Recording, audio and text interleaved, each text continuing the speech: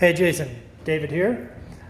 I am in McClurkin. I just met with Gael and I have a much clearer idea on some of the delay and what we need to do next.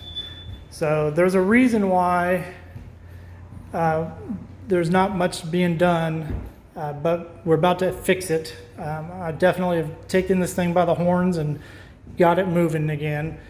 But here's where we are. It's not the best news, but it hopefully isn't too terrible. You're looking at the foundation system underneath the floors of the house, and these beams are about 24 inches apart. New codes call for them to be 18 inches apart. We don't have to build to the new codes unless the work is permitted, and this is not permitted type work. So where I'm going with all this is our floor repair for the jacking system is going to be more extensive than the jacks alone.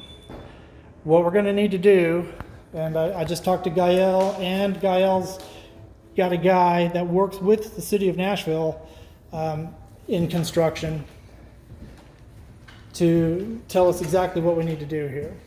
Right here, it's going to be hard to see, but right here is original floor, and you can see where there is some changed out flooring or subflooring as you transition from the dining room to the kitchen.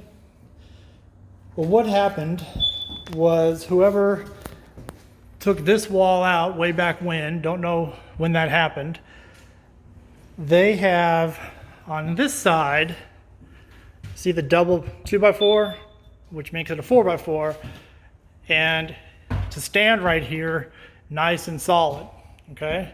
On this side, that is not the case. They should have reinforced this right here, and they didn't. So we need about, in addition to the 8 jacks, we need about 6 to 8 actual beams to run both under certain heavy spots, like right here. See how this only goes, you've got support here, but it ends before you get up to the top there. And if you look right there, it's hard to see, let me give you a different angle. If you look right there, you see that cross beam is broken. They actually cut it to put a doorway in there at one point. So that needs to be reinforced down here and then with a column here to fix the floors. Where I'm going with all this is there is going to be the need for some extra expense. I don't know yet exactly how much. It looks like it's going to be, I would guess, around another $2,500 to $3,000. Unfortunately, Jason, I don't see us getting away with not doing this. It's going to be hard to show you in a video, but maybe if I stand right here and I hop, see if you can listen. See, you hear how everything shakes? That's because there's not enough support underneath these floors. So we need to add some. If we don't, an inspector will destroy us at the sale. Even though we can argue that we don't have to fix things to bring them up to current code on an old house, which is true, when we're also talking $400,000, those buyers are going to get a little more discerning. Plus, when we go to lay floor over this, if it's going to be too easy to move around, those new floors are going to pop right back up.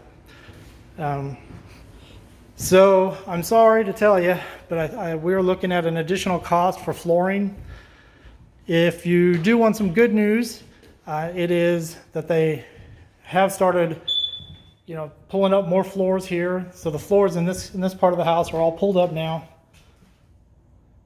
getting ready to remove change that out to a pantry. And we really can't do much else until we get the floors done. We don't want to paint yet, because when we raise these floors, we're going to have some cracking. See, like the floor right there is about 1 to 2 inches lower than it needs to be. So the jacks are going to raise that floor up. Well, when we raise that floor up, we're going to see cracks develop here and in the corners of most of the doorways. If you look at this doorway, for example, you see how there's light at one end of that top of the door and no light, so the door is slanted. The door is slanted because the walls have dipped. And then you can see here, I can put the toe of my shoe in between the trim of the floor, the baseboard, and the actual floor. We knew that. That's not news. We knew that before you bought it. But how to fix it is a little more extensive than we anticipated. Gael seems to be good. I think what happened on the delay was that Gael wasn't sure what to do. So he brought in Juan. Juan is the person that was just here a minute ago with Gael. And they he helped Gael determine what needs to be done. Gael's going back to his place and giving me a price for this extra work. And once we approve that price or settle on that price, we can get him started right away. He is aware that time is getting away from us, and he is prepared to step it up, but we can't really do much else with the house until we get these floors dealt with. We can wash the outside, we can do a couple things like that and save us a couple days, and I'll recommend that to him. But inside, we really need to deal with this situation prior to doing much else inside. That's kind of where we are with it. I'm going to work with him on the dates. He said he needs about 4 days to do just that work on the floors. So if we can get him started in the next day or two, we'd be ready for the next phase of the build out by next week. So that's where we are, sir. I will have things in a little more concrete form for you here ASAP. I can tell you that we've done a lot of selections.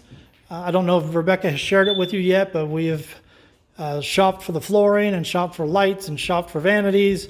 So there's a lot of things in motion that will be able to get us into a position that the materials will be here as Gael needs them.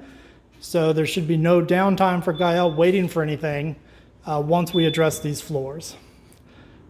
And I hope that's not too terrible of news. I really don't know how much we're talking. I'm thinking around $2,000, but I don't know for sure. Gael said he'll take care of us, give us a good price, and we'll have to see what that is. Thanks.